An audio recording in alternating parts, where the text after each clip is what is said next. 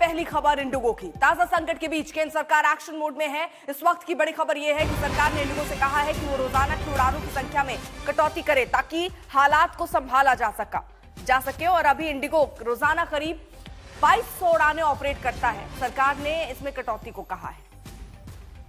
हालांकि ये फैसला कई बार ऐसा लगता है कि इंडिगो जैसी कंपनी को खुद लेना चाहिए जो कंपनी रन करते हैं, क्योंकि अगर ये क्राइसिस है, 500 उड़ानें अगर अभी भी कैंसिल हो रही हैं, पहले तो लिमिट को ही कम कर लेना चाहिए। हालांकि सरकार ने अब ये आदेश दिया है, इंडिगो के स्लॉट अन्य एयरलाइंस को अब सौंपे जाएंगे। वर्तमान में इंडिगो 2200 उड़ानें संचालित कर रहा है और जब ये क्राइसिस, जब वो क्रू की बात कर रहा है और दलीलें दे रहा है, तो ऐसे में सबसे पहले फ्लाइट्स की संख्या कम कर देनी चाहिए स्वतः ही। लेकिन जब वो फैसला नहीं लिया गया तो अब सरकार की तरफ से आदेश आया है। आज भी कई उड़ानें आपको बता दें रद्द की गई हैं, लेकिन ये जरूर कोशिश अब इंडिगो की तरफ से है कि लोगों को पहले से इत्तला कर दिया जाए। डीजीसीए को इंडिगो का जवाब भी आया है। इंडिगो मामले में हवाई अड्डे पर हालात पर नजर रखने के लिए उड्डयन मंत्रालय ने 10 अधिकारियों को अलग अलग हवाई अड्डे भेजा। ये अधिकारी अगले 2 से 3 दिन वहां रहेंगे और लोगों की मदद के लिए जो भी कदम उठाए गए हैं उसकी निगरानी करेंगे। तो कई बार ऐसा लगता है कि ये कदम भी और पहले उठा लिया जाना चाहिए था, लेकिन अब फिलहाल उड्डयन मंत्रालय ने 10 अधिकारियों को अलग अलग हवाई अड्डे पर भेजा है। 2 से 3 दिन वो वहीं रहेंगे लोगों की मदद के लिए। वहां पर जो प्रयास हो रहे हैं उसको देखा जाएगा कि वाकई लोगों की सहूलियत के लिए ख्याल रखा जा रहा है या नहीं रखा जा रहा है, उनको पहले से जानकारी दी जा रही है या नहीं दी जा रही। क्योंकि जिस तरह की हालत थी, कोई बताने वाला नहीं था, लगेज उनके चले गए, वापस आने का नाम नहीं, कब आएंगे, क्या होगा, उनके खाने पीने, रुकने, किसी भी तरीके की कोई भी जानकारी नहीं मिल पा रही।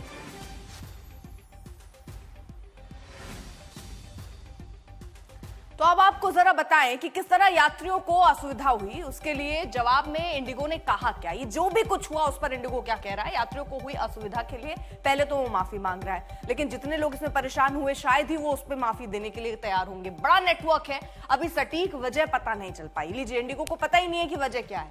हल्की तकनीकी समस्या बता रहे हैं, प्रारंभिक रूप से जो वजह बता रहे हैं, अभी इसको कह रहे हैं कि जांच के बाद ही साफ हो पाएगा। सर्दियों में शेड्यूल बदलाव हुआ है, ये तो हर सर्दियों में होता है, लेकिन हर बार ऐसा क्यों नहीं हुआ।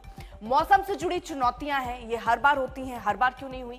एविएशन ट्रैफिक और भीड़ एक वजह बता रहे हैं। एफडीटीएल के नए ड्यूटी नियम जो हैं उसको जिम्मेदार बता रहे हैं। फिर सवाल वही खड़ा होता है कि सिर्फ इंडिगो के साथ ही समस्या क्यों हुई, बाकी और फ्लाइट्स उनके साथ वो चैलेंज, वो चुनौती क्यों नहीं सामने आई। वहीं अब उड्डयन मंत्रालय का जो बयान आया है कि उच्च स्तरीय जांच इस पर कराई जाएगी। इंडिगो मामले की जांच जारी है और इसमें जवाब भी मांगा गया। जवाब के लिए अतिरिक्त वक्त वो चाह रहे थे, वो वक्त भी दिया गया, लेकिन उसका जवाब उस तरह से नहीं आया। टाल मटोल वाली स्थिति ही नजर आती है। अफसर जो है उनको ये निर्देश दिए गए हैं कि वो एयरपोर्ट जाएं, एयरपोर्ट जाकर 2 से 3 दिन वहीं रहें जब तक हालात पूरी तरीके से ठीक नहीं हो जाते, क्योंकि अभी भी ये समझिए हालात ठीक नहीं है। 500 के करीब उड़ानें अभी भी रद्द हो रही हैं।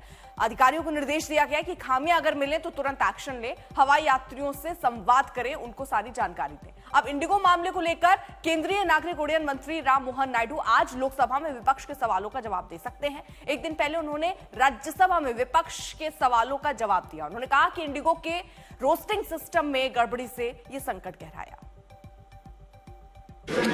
सर, जो इंडिगो का क्राइसिस अभी देखने को मिला वो एएमएसएस से रिलेटेड नहीं है। इंडिगो के इंटरनल ऑपरेशंस में उनके जो क्रू रोस्टरिंग सिस्टम है, उनका जो अपना इंटरनल प्लानिंग है, उसमें गड़बड़ी के कारण ये सब हुआ है।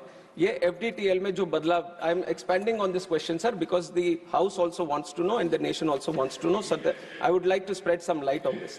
1 November 2025 there have been new FDTL guidelines into place. We have had thorough consultation with all the stakeholders when we have changed it, and due process has been done for that. And in April, under the guidelines of High Court, under the order of the High Court, it has come into implementation. There were 22 FDTL guidelines, 15 of them from 1st of July and 7 of them from 1st of November. There was no problem from what was happening in 1st of July, and there were some variations that were required by the airlines for the guidelines which were proposed from 1st of November. There were multiple stakeholder consultations. कानून नियम अच्छा है, लेकिन system को ठीक करने के लिए, जनता को परेशान करने के लिए नहीं। प्रधानमंत्री मोदी जी ने बहुत साफ शब्दों में कहा है कि कोई भी ऐसा कानून कोई भी ऐसा नियम नहीं होना चाहिए जो बिना मतलब आम नागरिकों को परेशान करे, ऐसा नहीं होना चाहिए। कानून लोगों के लिए बोझ नहीं, लोगों का सुविधा के लिए होना चाहिए। और फिर सांसदों को खेल कूद में यूथ को कनेक्ट करने के लिए, युवाओं का भविष्य को उज्जवल बनाने के लिए गतिविधि करने के लिए भी जोर दिया है। और प्रधानमंत्री जी ने तीसरे कार्यकाल में फर्स्ट सेकंड टर्म में जो किया है जनता ने देखा है। ये तीसरे कार्यकाल में देश को और तेजी से आगे ले जाने के लिए और तेजी से काम करने के लिए एकजुट एनडीए साथियों को कहा है कि देश के लिए हमको और तीसरे टर्म में और ज़्यादा स्पीड से, 3 गुना स्पीड से हमको काम करना होगा। मैं अपने एनडीए साथियों की ओर से प्रधानमंत्री जी को धन्यवाद और आभार प्रकट करना चाहता हूं कि बहुत अच्छा गाइडलाइन उद्बोधन दिया है, मार्गदर्शन दिया है और एनडीए के जितने साथी हैं सब और जोश से आगे काम करने के लिए तैयार है। बहुत अच्छा बैठक हुई है आज एनडीए पार्लियामेंट्री पार्टी का और पिछले उपराष्ट्रपति जी का चुनाव में शानदार एनडीए का परफॉर्मेंस रहा और एकजुट काम किया, उसके लिए भी हमने एनडीए साथियों को धन्यवाद दिया है। सर, आज चुनाव सुधार पर चर्चा होनी है, क्या कुछ बेहतर से बता पाएं? देखिए, आज लोकसभा में इलेक्शन रिफॉर्म्स पे डिस्कशन शुरू होंगे और राज्यसभा में वंदे मातरम का 150 साल होने पर विशेष चर्चा शुरू होगी। वंदे मातरम का डिस्कशन राज्यसभा में आज गृह मंत्री अमित शाह जी शुरू करेंगे और 2 दिन का ये डिस्कशन चलने वाले हैं। लोकसभा में इलेक्शन रिफॉर्म्स को लेकर के चर्चा आज शुरू होंगे। आज समाप्त नहीं कर पाता है तो कल तक 2 दिन तक चर्चा होने का संभावना है। विपक्ष से भी बोलेंगे और सरकार बहुत अच्छी तरह से जो भ्रम खड़ा किया है उसको भी साफ करने का मौका मिलेगा और जनता ने जो विश्वास देते हैं, विश्वास के साथ साथ जनता डेमोक्रेसी में पार्टिसिपेट करते हैं, चुनाव प्रक्रिया में योगदान करते हैं, अपना मत देते हैं, उसको गलत नैरेटिव दे करके बहकावे में कोई ना आए, इसके लिए भी साफ अपना रुख रखने का मौका मिलेगा। और मैं एक बात और कहना चाहता हूं, वैसे वंदे मातरम का चर्चा लोकसभा में हो गया, राज्यसभा में तो होंगे। विपक्ष के कुछ लोगों ने कहा कि वंदे मातरम चुनाव की दृष्टि से, बंगाल में चुनाव है इसलिए करा रहे हैं। ये कितना गलत बात है। 150 साल अभी हुए हैं 7 नवंबर को, तो 150 साल का डेट हम तय नहीं करते हैं। जन्मदिन क्या आप एडवांस में मनाते हैं क्या? वंदे मातरम 150 साल अभी हुए हैं तो अभी चर्चा हुए हैं, उसको भी कहते हैं कि चुनाव के लिए लाया गया है। ये इतना महान हमारे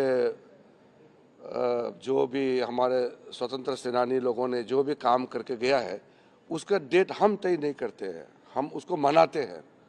ये मैं साफ करना चाहता हूँ। वो तो आपको पता चल ही जाएगा।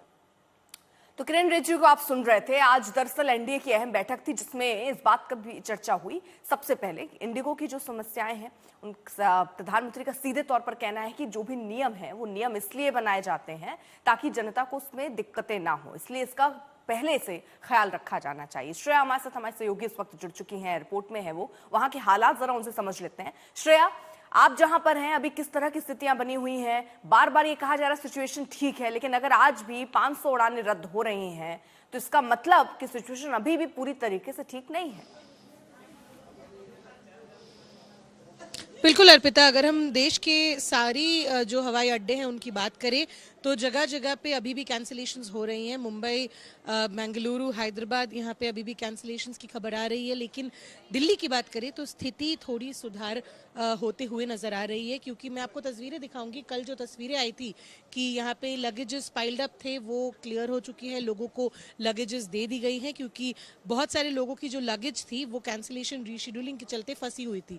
दूसरी तरफ अब रिजर्वेशन सेंटर जो इंडिगो की है उसकी तस्वीर देखिए, जो लंबी कतार थी लाइनों की वो खाली हो चुकी है। तो एक तरीके से जो राजधानी का एयरपोर्ट है यहाँ पे सुधार देखने को मिल रही है। इक्का दुक्का केसेस अभी भी है, क्योंकि अरुणाचल से एक परिवार है जो कल रात से यहाँ पे फंसे हुए हैं, उनको आज की फ्लाइट दे दी गई है और वो अपने उड़ान के लिए आगे जा रहे हैं। तो लोगों को इसलिए एक तरीके से खुशी है कि जो एक ब्लैंकेट कैंसिलेशंस चल रही थी, अभी ऑल्टरनेटिव्स मिल रही हैं उन लोगों को।